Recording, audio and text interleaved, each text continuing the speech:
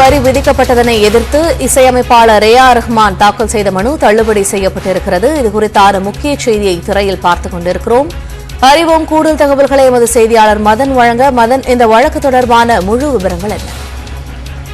பிரபல இசையமைப்பாளர் ரஹ்மான் தன்னுடைய அந்த படைப்புகளுக்கு 6,79,00,000 ரூபாய் சேவை வரி செலுத்த வேண்டும் என ஜிஎஸ்டி ஆணையர் கடந்த 2019 ஆண்டு ஒரு உத்தரவு பிறப்பித்தார். இந்த உத்தரவை ரத்து செய்ய வேண்டும் என கடந்த 2020 ஆண்டு சென்னை உயர்நீதிமன்றத்தில் ரஹ்மான் ஒரு வழக்கு தொடர்ந்தார். அதாவது இந்த இசை படைப்புகளின் காப்புரிமை என்பது பட தயாரிப்பாளர்களுக்கு நிரந்தரமாக வழங்கிவிட்ட பிறகு அதன் உரிமையாளர்கள் அவர்தான் என்றும் தன்னிடம் வரி வசூலிப்பது சட்டவிரோதம் என்று அந்த மனுவில் தெரிவித்திருந்தார். அது மட்டும் இல்லாமல் தன்னுடைய புகழுக்கு களங்கம் விளைவிக்கும் வகையில் இந்த ஒரு உத்தரவு பிறப்பிக்கப்பட்டதும் அவர் தரப்பில் தெரிவிக்கப்பட்டது. இந்த வழக்கை பொறுத்தவரைக்கும் ஏற்கனவே ஜிஎஸ்டி ஆணைய தரப்பில் ஒரு பதில் மனு தாக்கல் செய்யப்பட்டது. அப்போது ரஹ்மான் வரி ஏய்ப்பு செய்ததாக கிடைத்த அந்த ஆதாரம் மற்றும் ஆவணம் அடிப்படையிலேயே அவருக்கு இந்த நோட்டீஸ் அனுப்பப்பட்டதாகவும் அவருடைய புகழை களங்கப்படுத்தும் நோக்கம் தங்களுக்கு இல்லை என்று தெரிவிக்கப்பட்டது.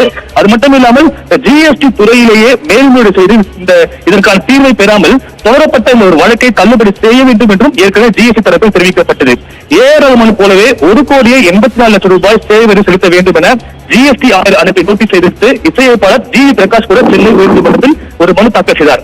இந்த வழக்குகளை விசாரித்த நீதிபதி அனிதா சுமன் இசையமைப்பாளர் ரஹ்மானுடைய மனு விசாரணைக்கு உகந்த அல்ல என்று தெரிவித்து அது தள்ளுபடி செய்து உத்தரவிட்டார். மேலும் ஜிஎஸ்டி ஆணையரின் அந்த உத்தரவை எதிர்த்து ஜிஎஸ்டி மேல்முறையீட்டு அதிகாரம் 4 வாரங்களில் மேல்முறையீடு செய்யலாம் என்று உத்தரவு பிறப்பித்துள்ளார்.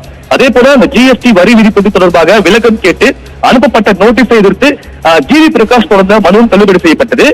அவர் இன்னும் 4 வாரங்களில் ஜிஎஸ்டி ஆணையர் அனுப்பிய நோட்டீஸுக்கு பதிலளிக்க வேண்டும் என்றும் தற்போது சென்னை உயர்நீதிமன்றம் உத்தரவு பிறப்பித்துள்ளது. நன்றி மதன், விரிவான தகவல்களை பதிவு செய்ததற்கு.